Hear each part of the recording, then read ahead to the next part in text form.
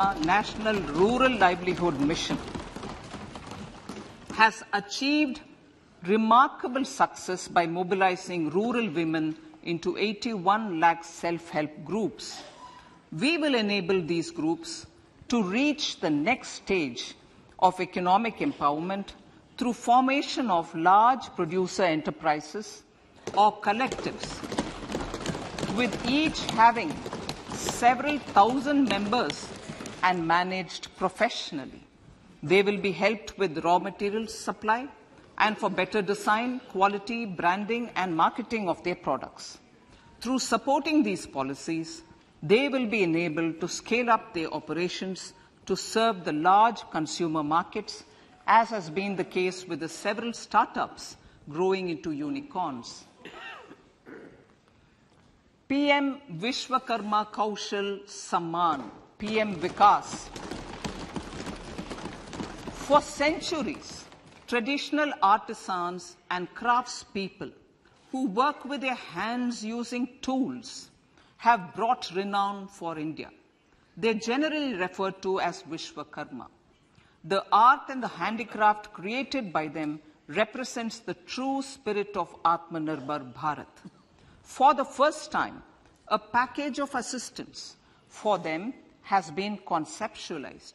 The new scheme will enable them to improve the quality, scale, and reach of their products, integrating them with the MSME value chain. The components of the scheme will include not only financial support, but also access to advanced skill training, knowledge of modern digital techniques, and efficient green technologies, brand promotion, linkage with local and global markets, digital payments, and social security.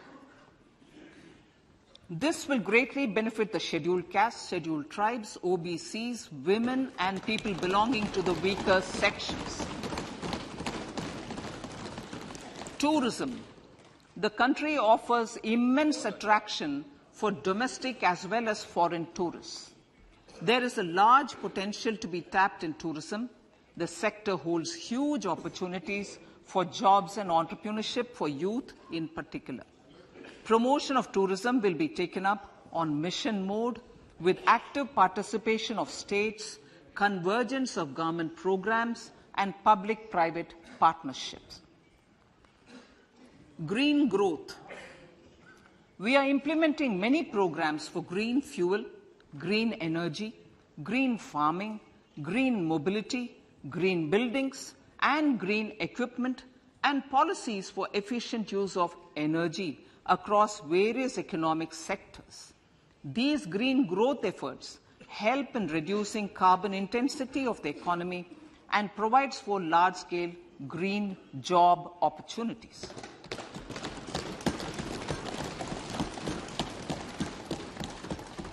Priorities of this budget.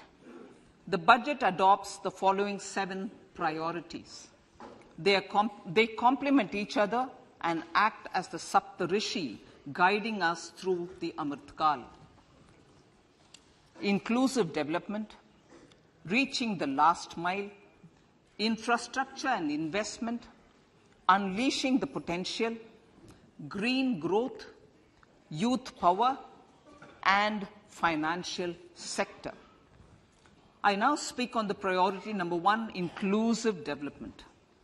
The government's philosophy of Sabka Saath, Sabka Vikas has facilitated inclusive development covering in specific farmers, women, youth, OBCs, scheduled castes, scheduled tribes, Divyangjan, and economically weaker sections, and overall priority for the underprivileged, Vanchiton ko Variyata.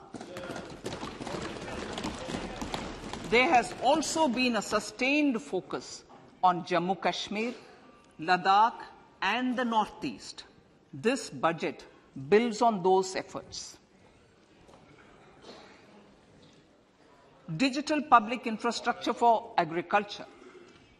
Digital public infrastructure for agriculture will be built as an open source, open standard, and interoperable public good. This will enable inclusive farmer-centric solutions through relevant information services for crop planning and health, improved access to farm inputs, credit and insurance, help for crop estimation, market intelligence, and support for growth of agri-tech industry and startups.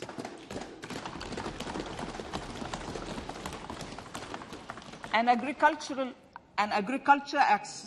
accelerator fund. An agriculture accelerator fund will be set up to encourage agri-startups by young entrepreneurs in rural areas. The fund will aim at bringing innovative and affordable solutions for challenges faced by farmers. It will also bring in modern technologies to transform agricultural practices, increase productivity and profitability. To enhance the productivity of extra long staple cotton, we will adopt a cluster-based and value chain approach through public-private partnerships.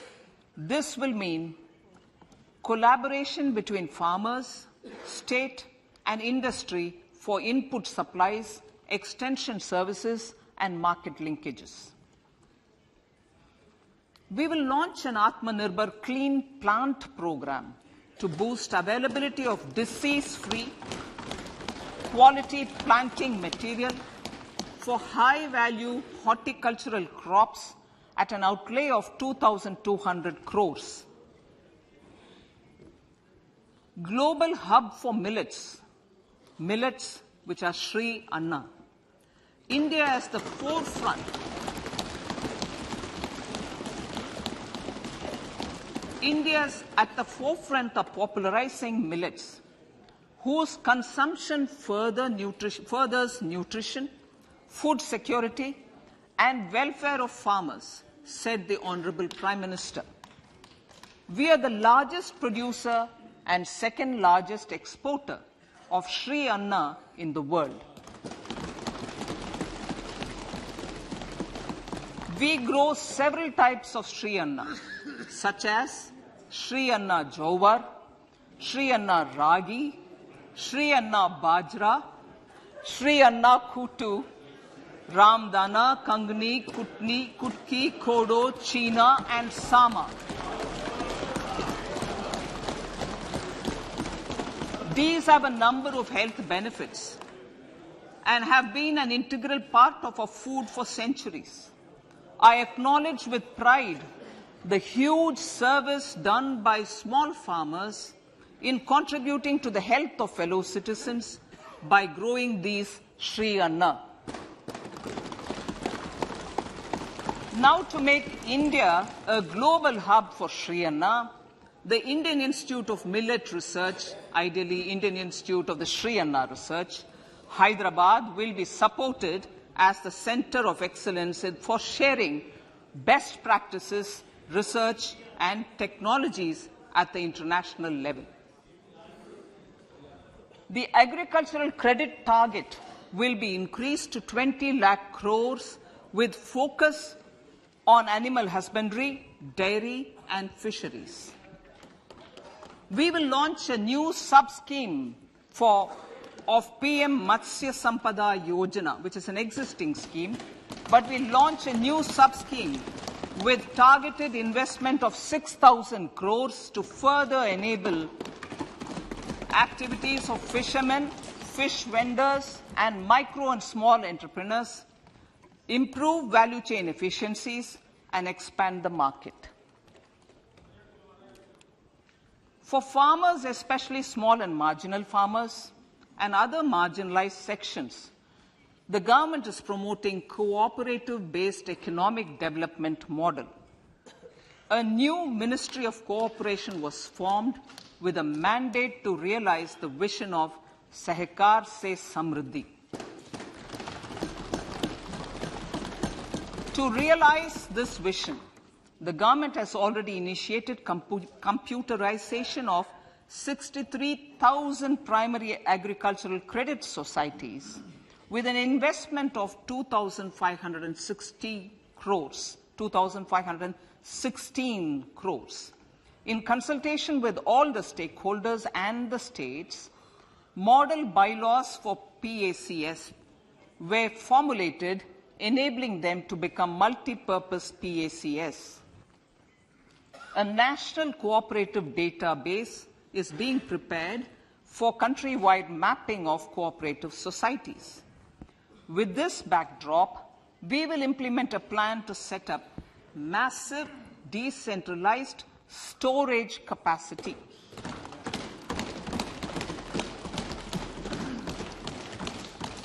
This will help farmers store their produce and realize remunerative prices through sale at appropriate times. The government will also facilitate setting up of a large number of multi-purpose cooperative societies, primary fisheries societies, and dairy cooperative societies in uncovered panchayat and villages in the next 5 years.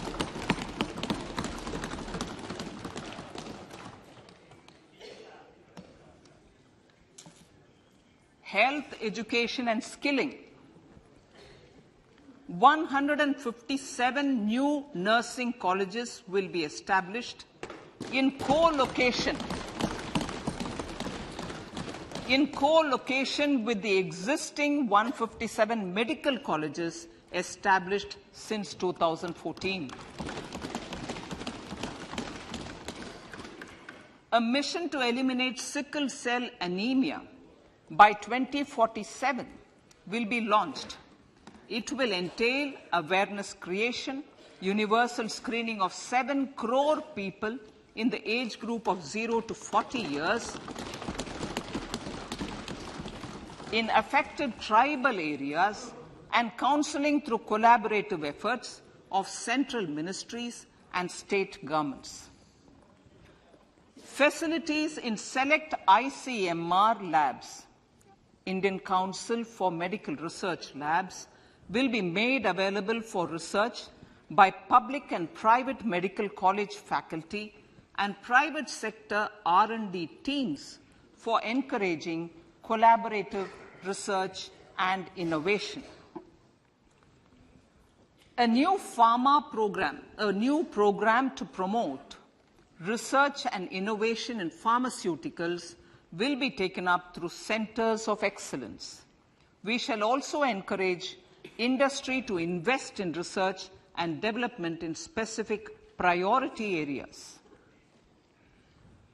Dedicated multidisciplinary courses for medical devices will be supported in existing institutions to ensure availability of skilled manpower for futuristic medical technologies, high-end manufacturing, and research.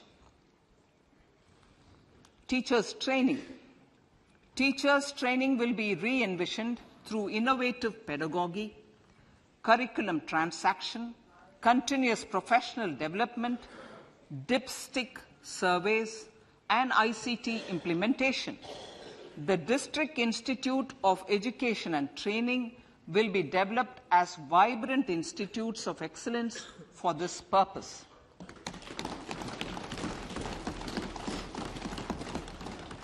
National Digital Library for Children and Adolescents. A National Digital Library for Children and Adolescents will be set up for facilitating availability of quality books across geographies, languages, genres, and levels, and device-agnostic accessibility. States will be encouraged to set up physical libraries for them at panchayat and ward levels and provide infrastructure for accessing the national digital library resources. Additionally, to build a culture of reading and to make up for pandemic time learning loss, the National Book Trust, the Children's Book Trust, and other sources will be encouraged to provide and replenish non-curricular titles in regional languages and in English to these physical libraries. Collaboration with NGOs that work in literacy will also be a part of this initiative to inculcate financial literacy, financial sector regulators and organizations will be encouraged to provide age-appropriate reading material to these libraries. I move to priority 2, reaching the last mile. Prime Minister Vajpayee's government had formed the Ministry of Tribal Affairs and the Department of Development of Northeast Region to provide a sharper focus to the objective of reaching the last mile. Our government has formed the Ministries of Ayush, Fisheries, Animal Husbandry and Dairying, Skill Development, Jal Shakti and Cooperation. Building on the success of the Aspirational Districts program, the government has recently launched the Aspirational Blocks program, covering 500 blocks for saturation of essential government services across multiple domains such as health, nutrition, education, agriculture, water resources, financial inclusion, skill development, and basic infrastructure. Manya Speaker, Sir, Pradhan Mantri PVTG, which is Primitive Vulnerable Tribal Groups Development Mission, is being launched. To improve socio-economic conditions of the particularly vulnerable tribal groups, the PVTGs as we refer them to, Pradhan Mantri PVTG Development Mission will be launched. This will saturate PVTG families and habitations with basic facilities such as safe housing, clean drinking water and sanitation, improved access to education, health, nutrition, road and telecom connectivity, and sustainable livelihood opportunities.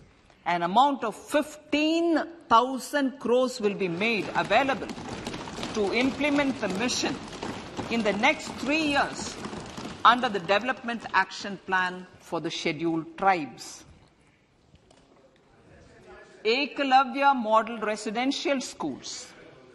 In the next 3 years, Centre will recruit 38,800 teachers and support staff for the 740 Ekalavya Model Residential Schools, which is serving 3.5 lakh tribal students.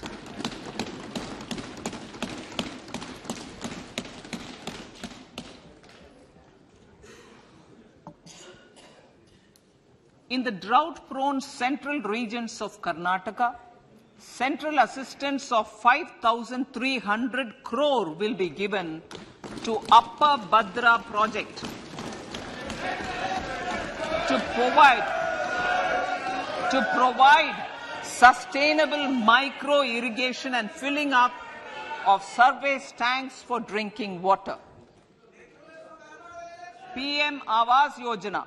The outlay for PM Awas Yojana is being enhanced by 66% to over 79,000 crores. Bharat Shared Repository of Inscriptions will be set up in a digital epigraphy museum with digitization of 1 lakh ancient inscriptions in the first stage. Support for poor prisoners. For poor persons who are in prisons and unable to afford the penalty or the bail amount, required financial support will be provided. Priority number 3, infrastructure and investment. Investments in infrastructure and productive capacity have a large multiplier impact on growth and employment. After the subdued period of the pandemic, private investments are growing again. The budget takes the lead once again to ramp up the virtuous cycle of investment and job creation. Honorable Speaker, sir, the capital investment outlay is being increased steeply for the third year in a row by 33% to 10 lakh crores, which would be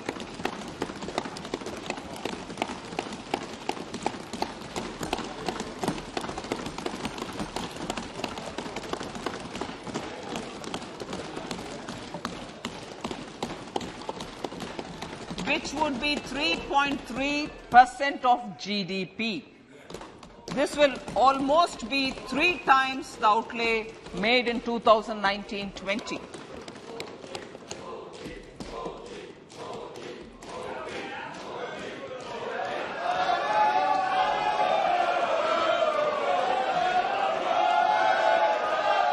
This substantial increase in recent years is central to the government's efforts to enhance growth potential and job creation, crowd in private investments, and provide a cushion against global headwinds.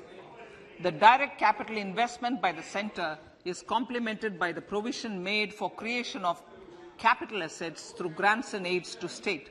The effective capital expenditure of the centre is budgeted at 13.7 lakh crore rupees, which will be 4.5% of GDP. Support to state governments for capital investment. I have decided to continue the 50-year interest-free loan to state governments for 1 more year to spur investment in infrastructure and to incentivize them for complementary policies actions with a significantly enhanced outlay of 1.3 lakh crores. The newly established Infrastructure Finance Secretariat will assist all stakeholders for more private investment in infrastructure, including railways, roads, urban infrastructure and power, which are predominantly depend on public resources. The harmonized master list of infrastructure will be reviewed by an expert committee for recommending the classification and financing framework suitable for Amrit Kal. A capital outlay, I'm talking about railways now, sir, Honourable Speaker, railways. A capital outlay of 2.40 lakh crores has been provided for the railways. This is the highest ever outlay this highest ever outlay is about 9 times the outlay made in 2013-14. 100 critical transport infrastructure projects for last and first mile connectivity for ports, coal, steel, fertilizer and food grain sectors have been identified. They will be taken up on priority with investment of 75,000 crores, including 15,000 crore from private sources. 50 additional airports, heliports, water aerodromes, and advanced landing grounds will be revived for improving regional air connectivity.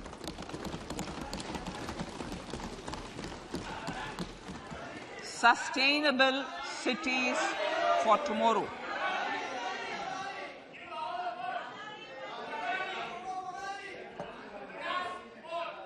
States and cities will be encouraged to undertake urban planning reforms and actions to transform our cities into sustainable cities of tomorrow.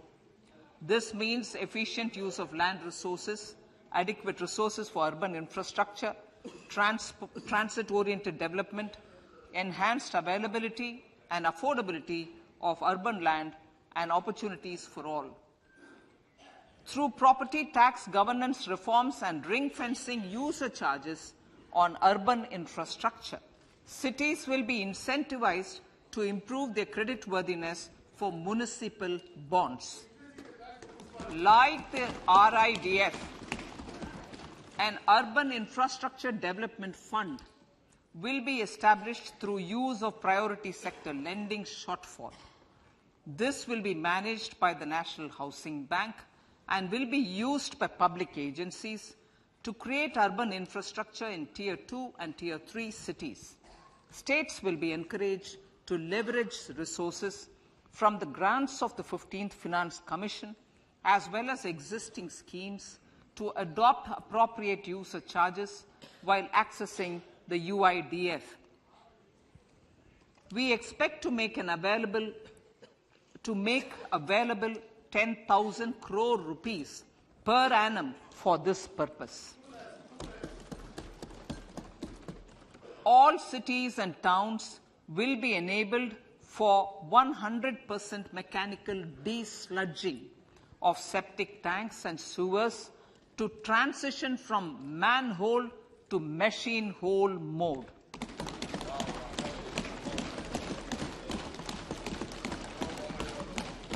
Enhanced focus will be provided for scientific management of dry and wet waste.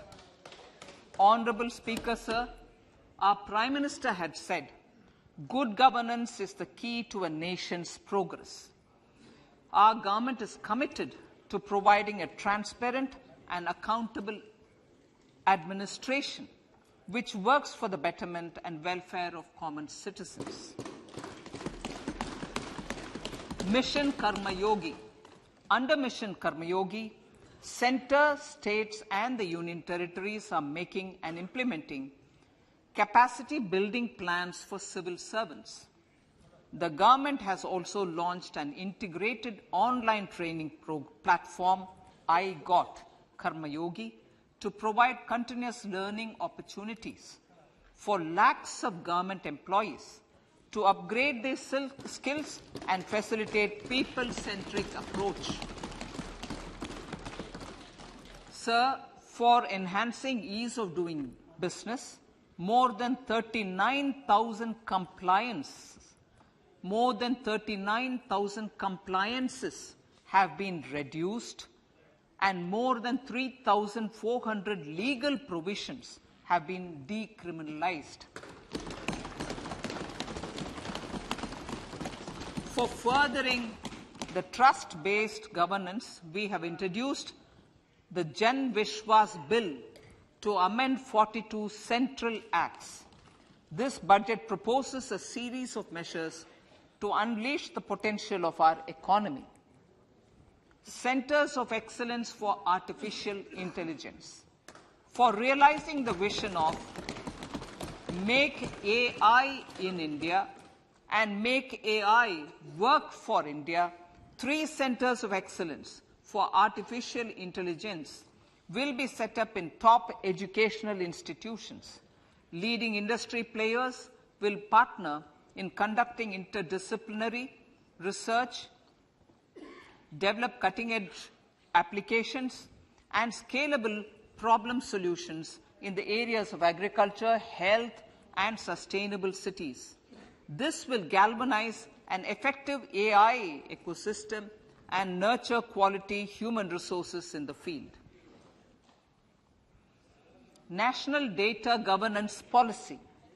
To unleash innovation and research by startups and academia, a national data governance policy will be brought out. This will enable access to anonymized data.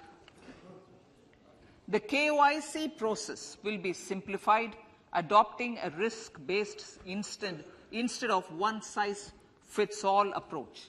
The financial sector regulators will also be encouraged to have a KYC system fully amenable to meet the needs of digital India.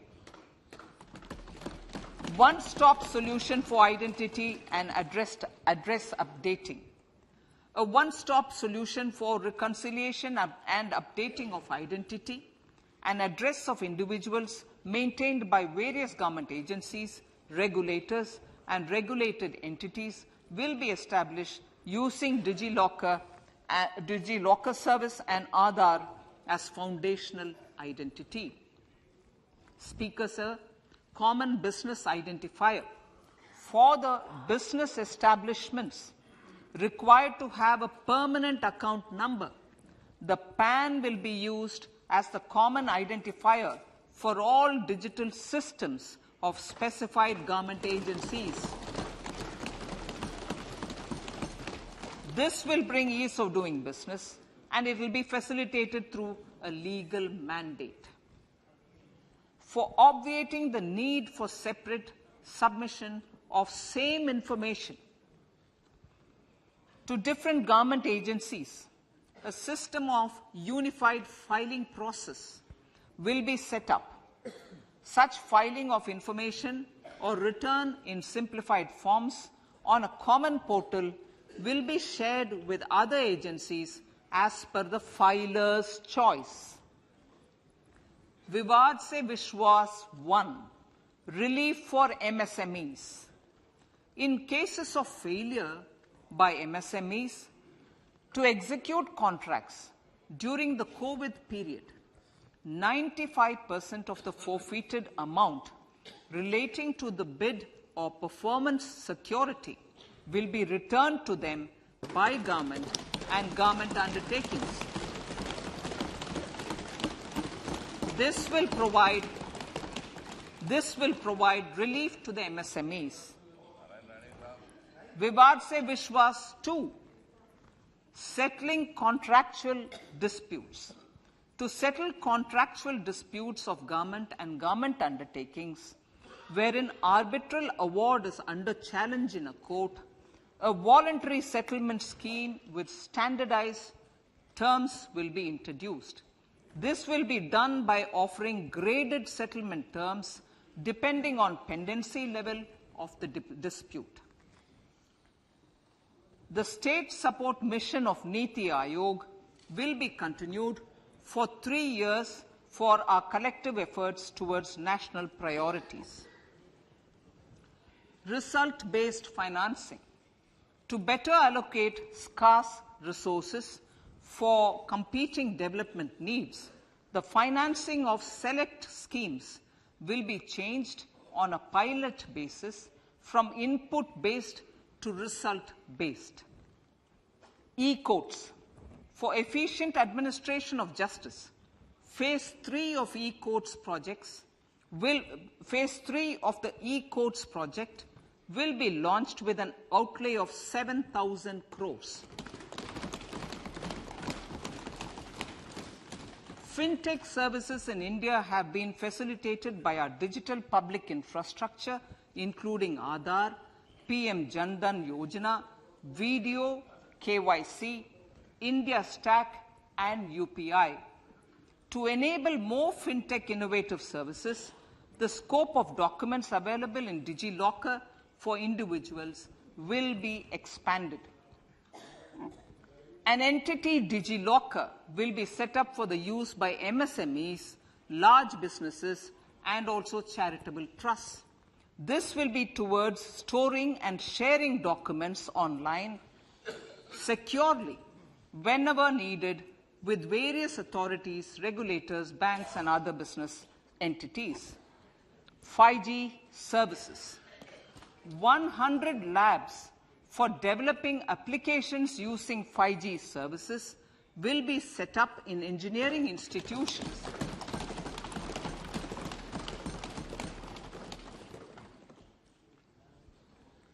To realize a new range of opportunities, business models, and employment potential, the labs will cover, among others, applications such as smart classrooms, precision farming, intelligent transport systems, and healthcare applications. Lab-grown diamonds. Lab-grown diamonds is a technology and innovation-driven emerging sector with high employment potential.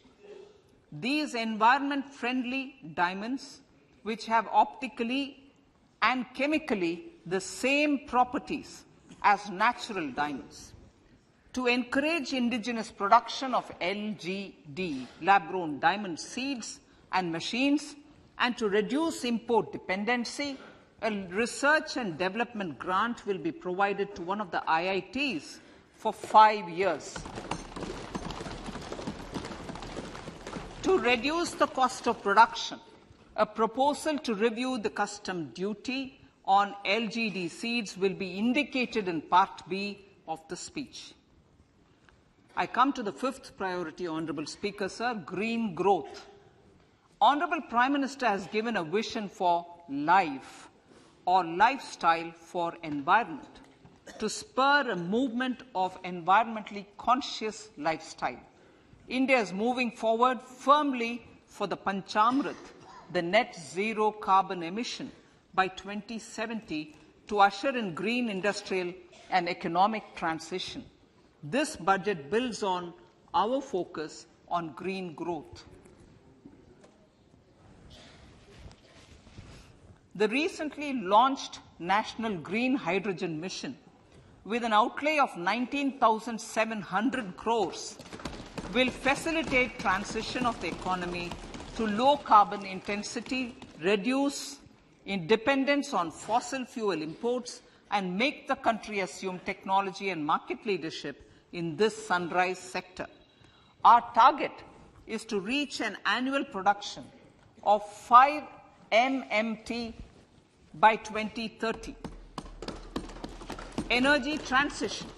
This budget provides for 35,000 crores for priority capital investment towards energy transition and net zero objectives and energy security by Ministry of Petroleum and Natural Gas.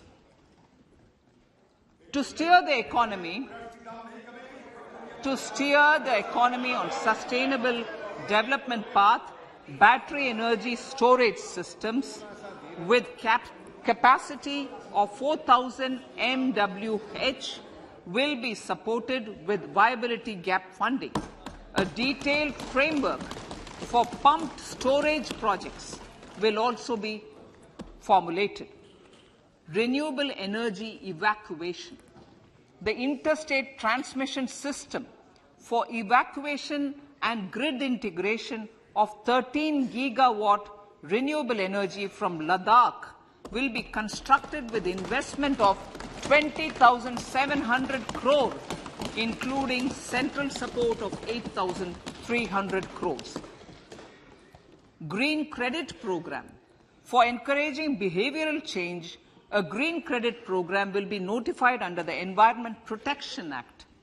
This will incentivize environmentally sustainable and responsive actions by companies, individuals, and local bodies, and help mobilize additional resources for such activities. PM Program for Restoration, Awareness, Nourishment, and Amelioration of Mother Earth, PM Pranam, will be launched to incentivize states and union territories to promote alternative fertilizers and balanced use of chemical fertilizers. Go Bardhan Scheme.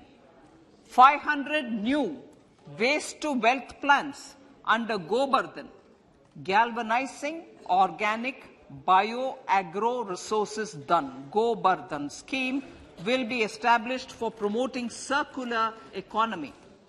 These will include 200 compressed biogas plants, including 75 plants in urban areas, and 300 community or cluster-based plants at a total investment of 10,000 crores. I will refer to this in Part B also. In due course, a 5% CBG mandate will be introduced for all organizations marketing natural and biogas. For collection of biomass and distribution of biomanure, appropriate fiscal support will also be provided. Bharatiya Prakritik Kheti Bio-Input Resource Centers. Over the next 3 years, we will facilitate 1 crore farmers to adopt natural farming. For this, Honourable Speaker, 10,000 bio-input resource centres will be set up, creating a national-level distributed micro-fertilizer and pesticide manufacturing network. Mishti, Mishti. Building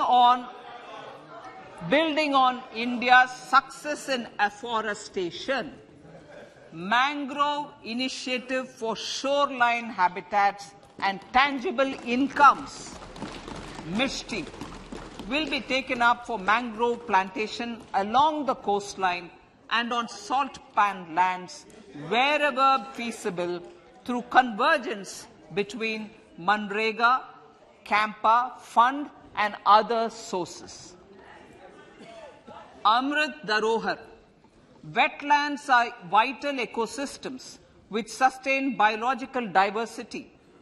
In his latest Mann Ki Baat, the Prime Minister said, now, I quote, now the total number of Ramsar sites in our country has increased to 75, whereas before 2014, there were only 26, unquote.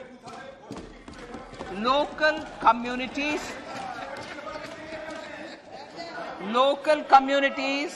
have always been at the forefront of conservation efforts. The government will promote their unique conservation values through Amrit Dharohar, a scheme that will be implemented over the next 3 years to encourage optimal use of wetlands and enhance biodiversity, carbon stock, ecotourism opportunities, and income generation for local communities. Coastal shipping. Coastal shipping will be promoted as the energy efficient and lower cost mode of transport, both for passengers and freight, through PPP mode with viability gap funding. Vehicle replacement. Vehicle replacement is an important continuing policy, replacing the old political,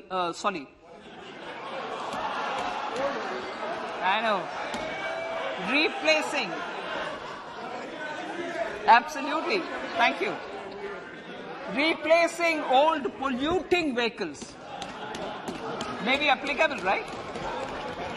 Replacing old polluting vehicles is an important part of greening our economy. In furtherance of the vehicle scrapping policy mentioned in Budget 21-22, I have allocated adequate funds to scrap old vehicles of the central government. States will also be supported in replacing old vehicles and old state ambulances. Honourable Speaker, sir, I move to priority 6, youth power.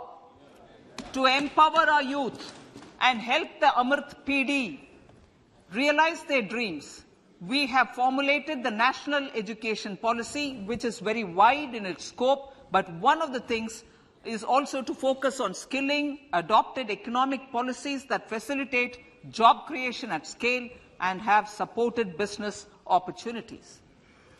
Pradhan Mantri Kaushal Vikas Yojana.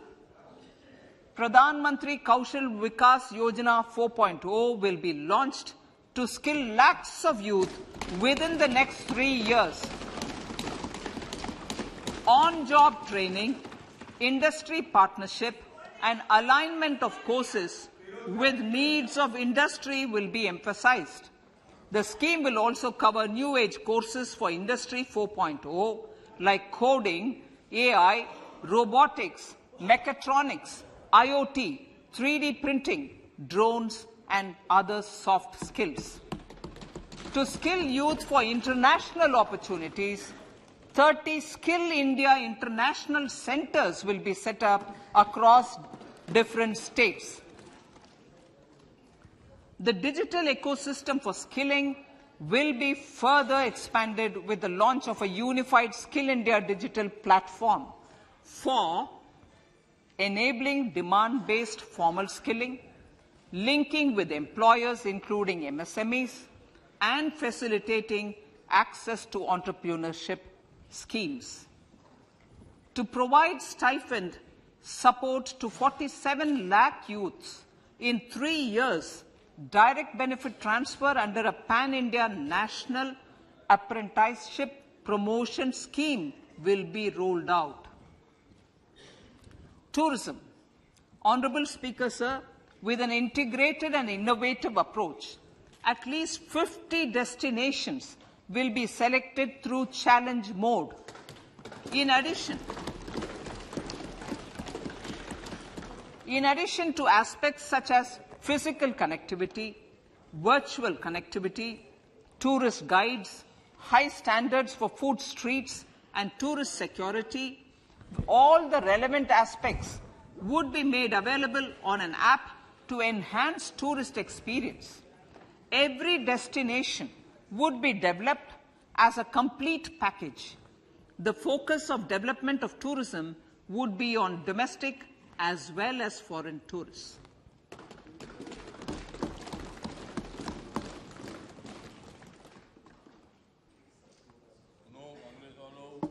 Sector-specific skilling and entrepreneurship development will be dovetailed to achieve the objectives of Dekho Apna Desh initiative. This was launched as an appeal by the Honorable Prime Minister to the middle class to prefer domestic tourism over international tourism. The integrated development of theme-based tourist circuits, the Swadesh Darshan scheme, was also launched. Under the Vibrant Villages program, tourism infrastructure and amenities will be facilitated in border villages. Unity Mall. States will be encouraged to set up a Unity Mall in their state capital or most prominent tourism center or the financial capital for promotion and sale of their one district, one product and GI products and other handicraft products, and for providing space for such products of all other states as well. Sir, priority number 7, financial sector.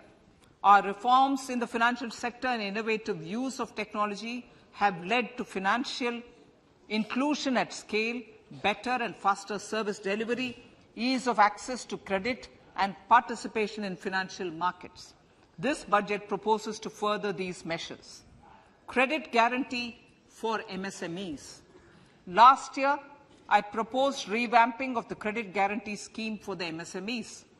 I am happy to announce that the revamped scheme will take effect from 1st April 2023 through infusion of 9,000 crores in the corpus. This will enable additional collateral-free guaranteed credit of 2 lakh crores of rupees. Further, the cost of credit will be reduced by about 1%. A National Financial Information Registry will be set up to serve as the central repository of financial and ancillary information. This will facilitate efficient flow of credit, promote financial inclusion, and foster financial stability. A new legislative framework will govern this credit public infrastructure and will be designed in consultation with the RBI. To meet the needs of Amritkal and to facilitate optimum regulation in the financial sector, public consultation, as necessary and feasible, will be brought to the process of regulation making and issuing subsidiary directions. To simplify, to ease, and to reduce cost of compliance, financial sector regulators will be requested to carry out a comprehensive review of existing regulations. For this, they will consider suggestions from public and regulated entities. Time limits to decide the application under various regulations will also be laid down. Honorable Speaker, sir, to enhance business activities in GIFT IFSC, the following measures will be taken. Delegating powers under the SEZ Act to the IFSCA to avoid dual regulation.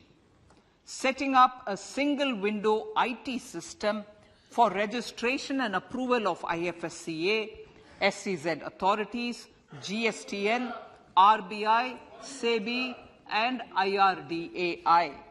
permitting acquisition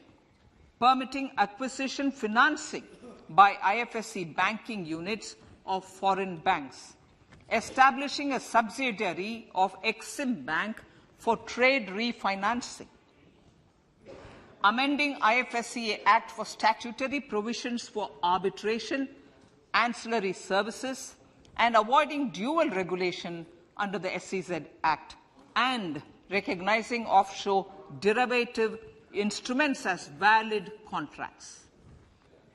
Honourable Speaker, sir, data embassy. For countries looking for digital continuity solutions, we will facilitate setting up of their data embassies in GIFT IFSC.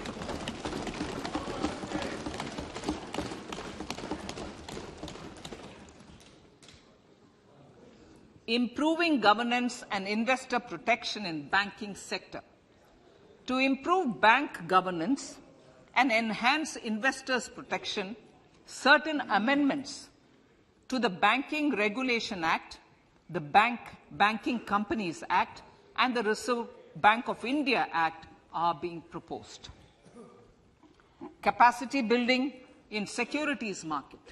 Honourable Speaker, sir, to build capacity of functionaries and professionals in the securities market, SEBI will be empowered to develop, regulate, maintain, and enforce norms and standards for education in the National Institute of Securities Markets and to recognize award of degrees, diplomas, and certificates. A central processing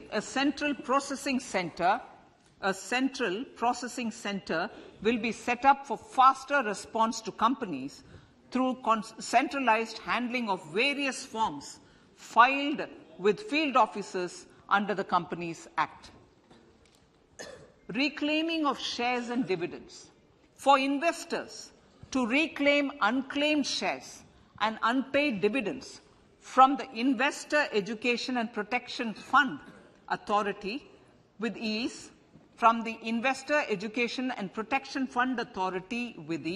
an integrated IT portal will be established. Digital payments continue to find wide acceptance.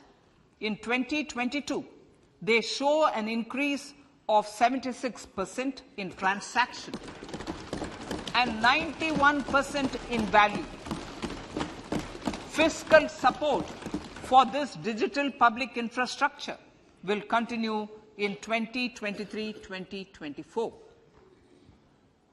Azadi Ka Amrit Mahotsav, Mahila Samman Bachat Patra. For commemorating Azadi Ka Amrit Mahotsav, a one-time new small savings scheme, Mahila Samman Savings Patra or Savings Certificate, Mahila Samman Savings Certificate will be made available for a 2-year period up to March 2025. This will offer deposit facility up to 2 lakh in the name of a woman or girls for a tenure of 2 years at fixed interest rate of 7.5% with partial withdrawal option. Senior citizens.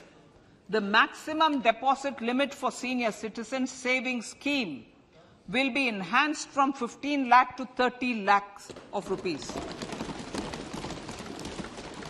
The maximum deposit limit for monthly income account scheme will be enhanced from 4.5 lakh to 9 lakh for single account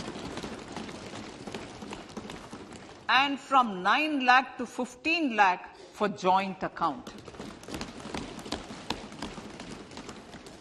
Honourable Speaker, sir, fiscal management.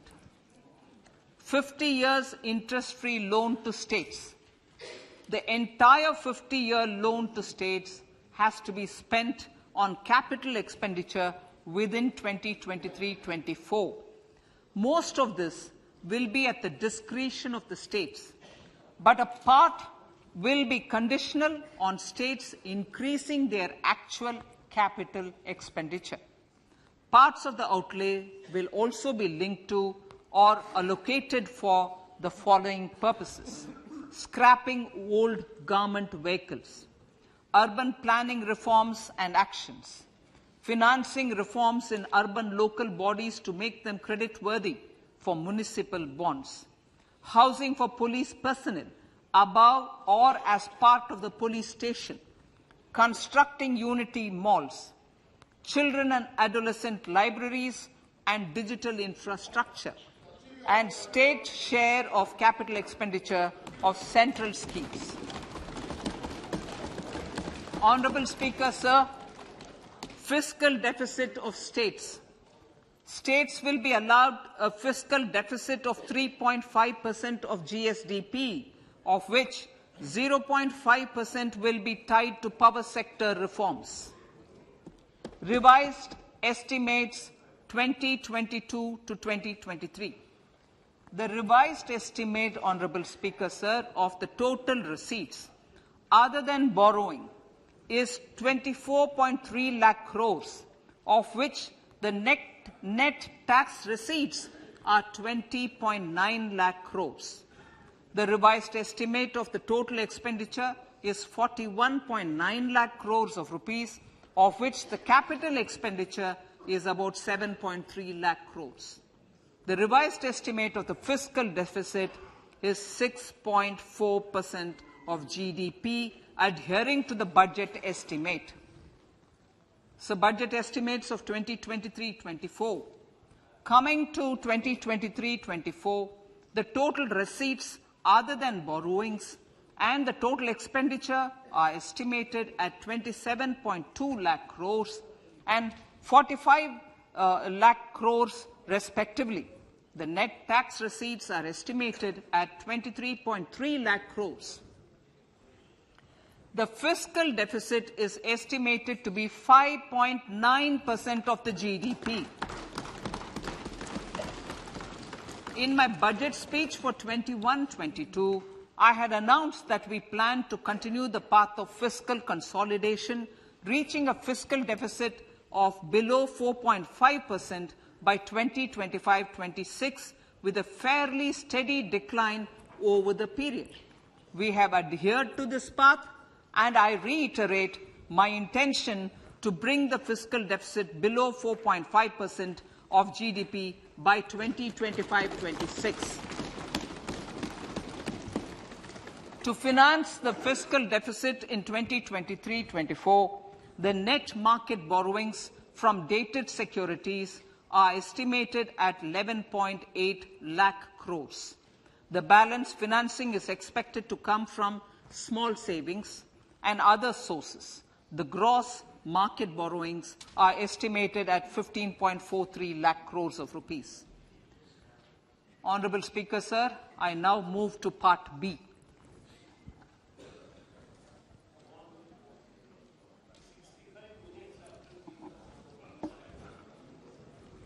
Indirect taxes.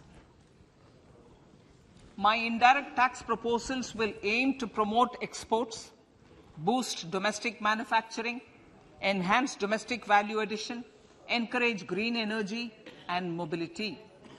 A simplified tax structure with fewer tax rates helps in reducing compliance burden and improving tax administration. I propose to reduce the number of basic customs duty rates on goods other than textiles and agriculture from 21 to 13. As a result, there are minor changes in the basic custom duties, cesses and surcharges on some items including toys, bicycle, automobiles and naphtha. Green mobility. To avoid cascading of taxes on blended compressed natural gas, I propose to exempt excise duty on GST paid compressed biogas contained in it. To further provide impetus to green mobility, customs duty exemptions is being extended to import of capital goods and machinery required for manufacture of lithium-ion cells for batteries used in electrical vehicles as well. Electronics. As a result of various initiatives of the government, including phased manufacturing program, mobile phone production in India has increased from 5.8 crore units valued at about 18,900 crore in 2014-15 to 31 crore units valued at 2,75,000 crore in the last financial year. To further deepen domestic value addition in manufacturing of mobile phones, I propose to provide relief to customs duty. I propose to provide relief in customs duty on import of certain parts and inputs like camera lens, and continue the concessional duty on lithium-ion cells for batteries for another year. Similarly, to promote value addition in manufacture of televisions, I propose to reduce the basic customs duty on parts of open cells of TV panels to 2.5%. Electrical, to rectify inversion of duty structure and encourage manufacturing of electric kitchen chimneys, the basic custom duty on electric kitchen chimney is being increased from 7.5% to 15%, and that on heat coils for these is proposed to be reduced from 20% to 15%. Chemicals and petrochemicals. Denatured ethyl alcohol is used in chemical industry. I propose to exempt basic customs duty on it. This will also support the ethanol blending program and facilitate an endeavor for energy transition. Basic customs duty is also being reduced on acid-grade fluorospar from 5% to 2.5% to make the domestic fluorochemicals industry competitive. Further, the basic customs duty on crude glycerin for use in manufacture of epichlorohydrin is proposed to be reduced from 7.5% to 2.5%.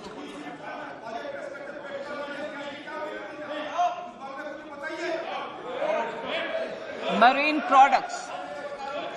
In the last financial year, marine products recorded the highest export growth, benefiting farmers in the coastal states of the country. To further enhance the export competitiveness of marine products, particularly shrimps, duty is being reduced on key inputs for domestic manufacture of shrimp feed. India is a global leader, as I said in Part A, in cutting and polishing of natural diamonds, contributing about 3/4 of the global turnover by value. With the depletion of deposits of natural diamonds, the industry is moving towards lab-grown diamonds, and it holds huge promise. To seize this opportunity, I propose to reduce the basic customs duty on seeds used in their manufacture. Customs duties on door or doré and bars of gold and platinum were increased earlier this fiscal. I propose to increase the duties on articles made therefrom to enhance the duty differential. I also propose to increase the import duty on silver doors, bars and articles to align them with that on gold and platinum. To facilitate availability of raw materials for the steel sector, exemptions from basic custom duty on raw materials for manufacture of CRGO steel, ferrous scrap and nickel cathode is being continued. Similarly, the concessional BCD of 2.5% on copper scrap is also being continued to ensure the availability of raw materials for secondary copper producers who are mainly in the MSME sectors. Compounded rubber. The basic custom duty rate on compounded rubber is being increased from 10% to 25% or 30 kg, whichever is lower, at par with that of natural rubber other than latex, to curb circumvention of duty. Cigarettes. National calamity contingent duty on specified cigarettes was last revised 3 years ago. This is proposed to be revised upwards by about 16%. Direct taxes. I now come to my direct tax proposals. Honourable Speaker, these proposals aim to maintain continuity and stability of taxation, further simplify and rationalize various provisions to reduce the compliance burden, promote the entrepreneurial spirit, and provide tax relief to citizens. It has been constant endeavour of the Income Tax Department to improve taxpayers' services by making compliance easy and smooth. Our taxpayers portal received a maximum of 72 lakh returns in a day, processed more than 6.5 crore returns this year. Average processing period reduced from 93 days in financial year 13-14 to 16 days only now. And 45% of the returns were processed within 24 hours. We intend to further improve this, roll out the next generation common IT return form for taxpayer convenience, and also plan to strengthen the grievance redressal mechanism. MSMEs and professionals. MSMEs are growth engines of our economy. Micro enterprises with turnover up to 2 crore of rupees and certain professionals with turnover of up to 50 lakh rupees can avail the benefit of presumptive taxation. I propose to provide enhanced limits of 3 crore and 75 lakh respectively to the taxpayers whose cash receipts are no more than 5%. Whose cash receipts are no more than 5%. Moreover, to support MSMEs in timely receipt of payments, I propose to allow deduction for expenditure incurred on payments made to them only when payment is actually made. Cooperation. Cooperation is a value to be cherished. In realizing our Prime Minister's goal for Sehkar Se Samriddhi and his resolve to connect the spirit of cooperation with the spirit of Amrit Kal, in addition to the measures proposed in Part A, I have a slew of proposals for the cooperation sector. First, new cooperatives that commence manufacturing activities till 2024, 31st March, shall get the benefit of a lower tax rate of 15%, as is presently available to new manufacturing companies. Secondly, I propose to provide an opportunity to sugar cooperatives to claim payments made to sugarcane farmers for the period prior to the assessment year 2016-17 as expenditure.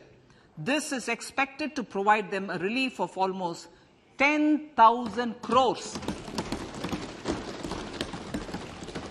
Thirdly, I am providing a higher limit of 2 lakh per member for cash deposits to loans in cash by primary agricultural cooperative societies and primary cooperative agriculture and rural development banks.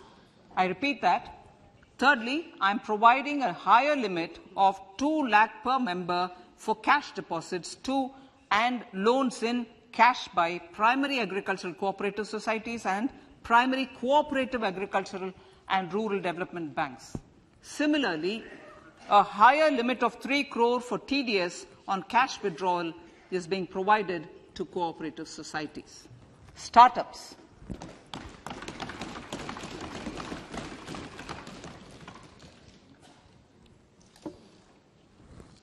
Entrepreneurship is vital for a country's economic development.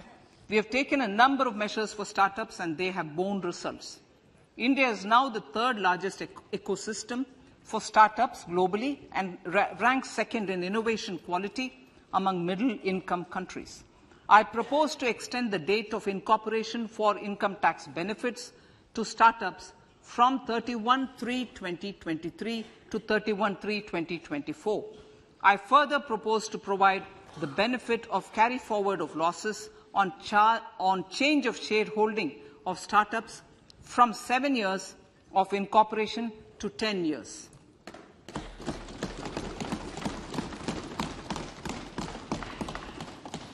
To reduce the pendency of appeals at commissioner level, I propose to deploy about 100 joint commissioners for disposal of small appeals.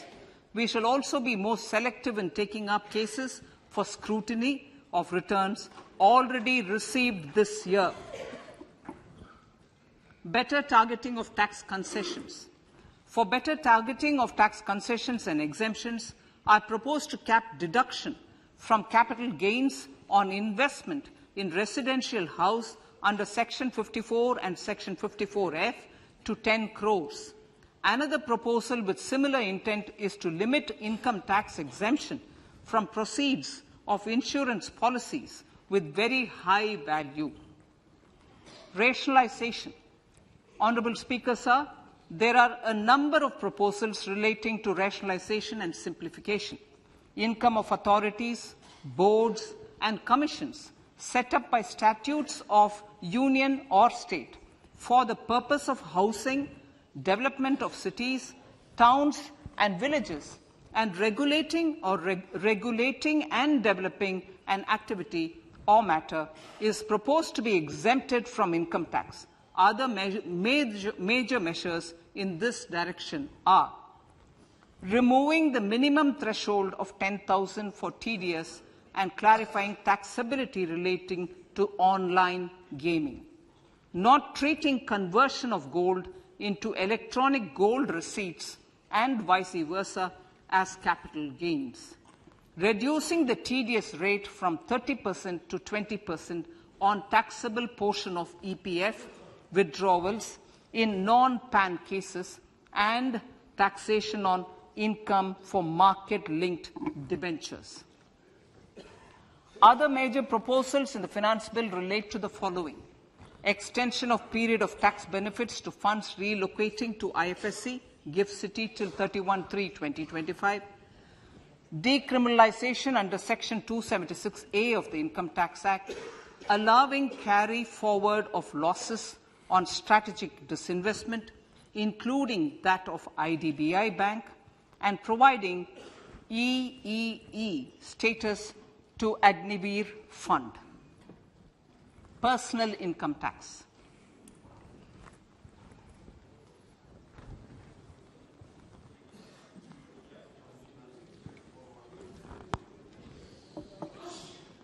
Now I come to what everyone is waiting for. Personal income tax. I have 5 major announcements to make in this regard. These primarily benefit our hard-working middle class. The first one concerns rebate. Currently, those with income up to 5 lakh do not pay any income tax in both old and new regimes. I propose to increase the rebate limit to 7 lakhs in the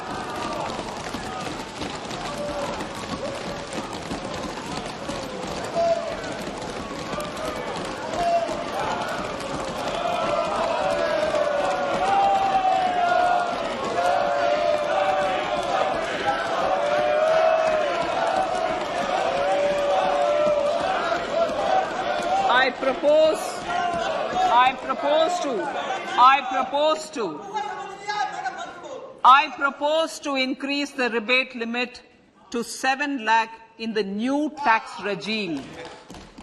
Thus, persons in the new tax regime with income up to 7 lakhs will not have to pay any tax at all. The second proposal relates to middle-class individuals. I had introduced in the year 2020 the new personal income tax regime with 6 income slabs starting from 2.5 lakh.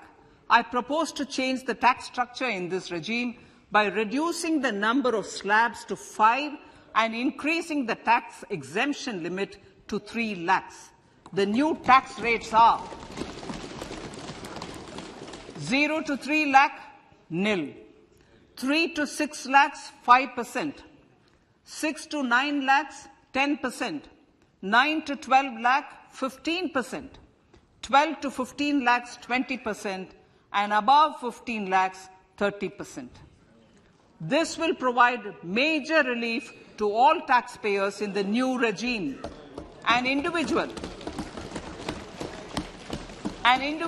with an annual income of 9 lakhs will be required to pay only 45,000 rupees. This is only 5% of his or her income. It is a reduction of 25% on what he or she is required to pay now. That is 60,000. So in the place of 60,000, it is now only 45,000. Similarly, an individual with an income of 15 lakh rupees would be required to pay only 1.5 lakh or 10% of his income or her income, a reduction of 20% from the existing liability of 1,87,500 rupees. My third proposal is for the salaried class and the pensioners, including family pensioners, for whom I propose to extend the benefit of standard deduction to the new tax regime. Each salaried person with an income of 15.5 lakh rupees or more will thus stand to benefit by 52,500 rupees. My fourth announcement in personal income tax is regarding the highest tax rate, which in our country is 42.74%. This is among the highest in the world. I propose to reduce the highest surcharge. Rate from 37% to 25% in the new tax regime.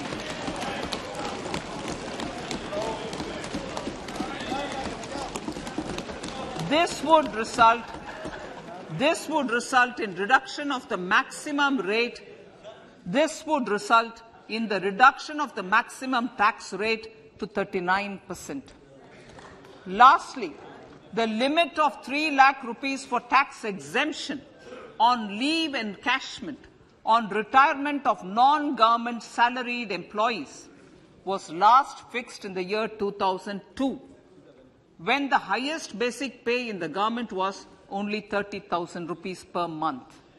In line with the increase in the government salaries, I am proposing to increase this limit to 25 lakh rupees.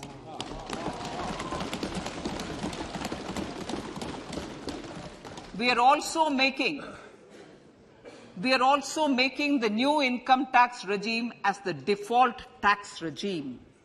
However, citizens will continue to have the option to avail the benefit of the old tax regime.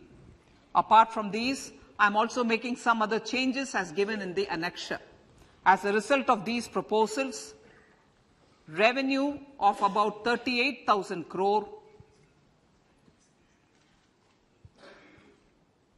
to 37,000 crore in direct taxes and rupees 1,000 crore in indirect taxes will be foregone, while revenue of about 3,000 crore will be additionally mobilized. Thus, the total revenue foregone is about 35,000 crores annually. Honourable Speaker, sir, with these words, I commend the budget to this August House.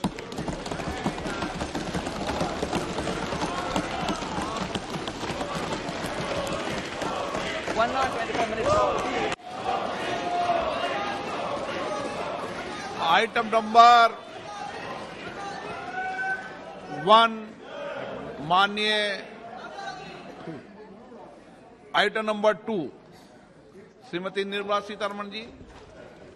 Sir, with your permission, I lay on the table of the following statements under Section 3(1) of the Fiscal Responsibility Budget Management Act 2003, 1. Medium-term fiscal policy cum fiscal policy strategy statement and macroeconomic framework statement. माननीय सदस्यगण, जैसा कि आपको समाचार भाग 2 के माध्यम से पहले ही सूचित किया जा चुका है कि माननीय वित्त मंत्री जी के बजट भाषण की प्रतियां हार्ड कॉपी के रूप में उपलब्ध कराई गई है. आप बजट भाषण की अपनी अपनी प्रति प्रकाशन पलक से ले लें. आपको ये भी सूचित किया जाता है कि माननीय मंत्री द्वारा बजट प्रस्तुत किए जाने के पश्चात उसकी प्रतियां आपको मेंबर्स पोर्टल के माध्यम से उपलब्ध करा दी जाएगी. आइटम नंबर 3, माननीय मंत्री जी, वित्त मंत्री जी. Sir, with your permission, I rise to move for leave to introduce the Finance Bill 2023. प्रश्न ये कि विधेयक को पुनर्स्थापित करने की अनुमति प्रदान की जाए। जो सदस्य इसके पक्ष में हाँ कहें, जो सदस्य विरोध में ना कहें। मेरे विचार में निर्णय हाँ वालों के पक्ष में माननीय मंत्री जी विधेयक को पुनर्स्थापित करें। So I introduce the bill. सभा की कार्रवाई कल गुरुवार दिनांक 2 फरवरी 2023 को प्राप्त 11 बजे तक के लिए स्थगित की जाती है।